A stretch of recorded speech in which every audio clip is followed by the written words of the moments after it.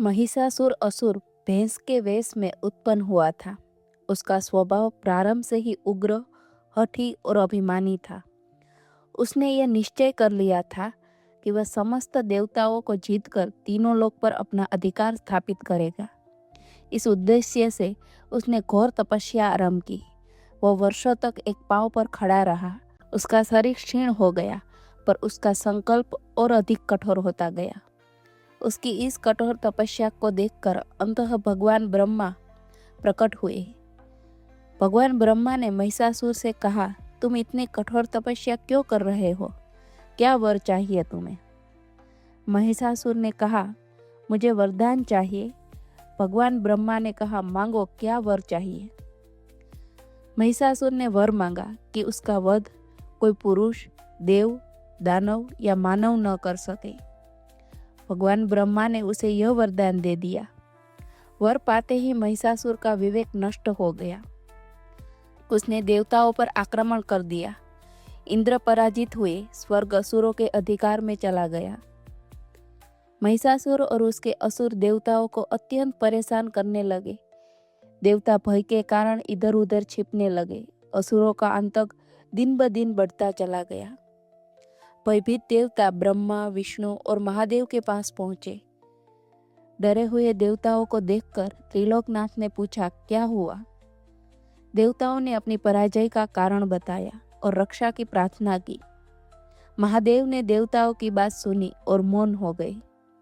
भगवान विष्णु ने भी कुछ नहीं कहा। उसी समय भगवान शिव और भगवान विष्णु के मुख से एक अद्भुत तेज प्रकट हुआ। देवताओं के शरीर से भी तेज निकलकर उसी प्रकाश में समाहित होने लगा। वह तेज लगातार बढ़ता गया। दिशाएं प्रकाशित हो उठी। आकाश स्थिर हो गया। उसी तेज से एक दिव्य स्त्री स्वरूप प्रकट हुआ। उसके मुख पर गंभीर शांति थी। नेत्र स्थिर थे। उसके शरीर से ऐसी दिव्य आभा निकल रही थी जिसे देवता भी निहार नहीं पा रहे थे। देवताओं ने अपने अपने अस्त्र उस देवी को अर्पित किए। शिव ने त्रिशूल दिया, विष्णु ने चक्र, वरुण ने पास, अग्नि ने शक्ति, हिमालय ने सिंह प्रदान किया। देवी सिंह पर आरूढ़ हुई और महिषासुर की ओर प्रस्थान किया। महिषासुर ने देवी को आते देखा और उपहास किया। उसने सोचा, एक स्त्री मेरा क्या कर सकेगी?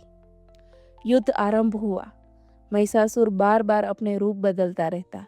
कभी वह भैंसे के रूप में पृथ्वी को रोदाता हुआ देवी को ओर दौड़ता, कभी सिंह बनकर भयंकर गर्जना करता, कभी विशाल गज का रूप धारण कर अपने दांतों से पर्वत उखाड़ फेंकता और कभी मानव रूप में आकर अस्त्र शस्त्रों से प्रहार करता। उसके इस रूप परिवर्तन से समस्त दिशाएं कांप उठी। पृथ्वी डोलने लगी। आकाश में धूल और अंधकार छा गया। देवता भय के कारण आकाश में ठिठक गए, किंतु देवी अपने स्थान से तिनिक भी विचलित न हुई। जब महिषासुर ने भैंसे के रूप में अपने सींगों से पर्वतों को उछालना आरंभ किया, तब देवी ने अपने अस्त्रों से उसकी सेना का संहार करना प्रारंभ किया। असुर देवी के सामने अधिक देर तक टिक न सके। धीरे धीरे असुरों की अपार सेना एक एक कर धराशायी होने लगी। यह देखकर महिषासुर अत्यंत क्रोधित हो गया। उसने अपने शरीर से भयंकर गर्जना की और पूर्ण वेग से देवी की ओर आक्रमण किया। तब देवी ने अपने पास से उसके भैंसे रूप को बांध लिया। बंधे हुए महिषासुर ने और भी उग्र होकर अपने शरीर को झटका दिया और उसी क्षण भैंसे के शरीर को छोड़कर मानव रूप में प्रकट हुआ। उसके हाथों में अस्त्र थे, नेत्र लाल थे और मुख से अहंकार झलक रहा था। जैसे ही वह भैंसे के शरीर से निकलकर मानव रूप में स्थिर हुआ, उसी क्षण देवी ने अपने चरण से भैंसे के शरीर को दबाए रखा और अपने हाथ में धारण त्रिशूल को उठाकर महिषासुर के वक्षस्थल में प्रविष्ट कर दिया। त्रिशूल के लगते ही महिषासुर पृथ्वी पर गिर पड़ा।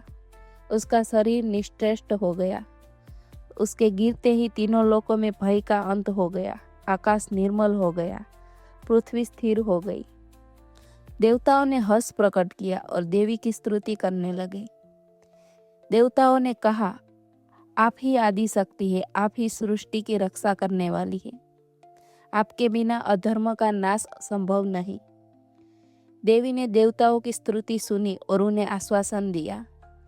देवी ने कहा, जब जब अधर्म बढ़ेगा और धर्म का नाश होगा, तब तब मैं प्रकट होकर संसार की रक्षा करूंगी। यह कहकर देवी अंतर्धान हो गई और देवताओं ने अपने अपने लोकों में पुनः स्थान प्राप्त किया। पुराणों के अनुसार माँ दुर्गा और महिषासुर के बीच यह युद्ध एक दिन में समाप्त नहीं हुआ। यह युद्ध 9 रात्रि तक चला। इन नवरात्रियों में देवी ने निरंतर अधर्म के विरुद्ध संघर्ष किया और 10वें दिन महिषासुर का वध हुआ। इसी कारण उन नवरात्रि को नवरात्रि कहा गया।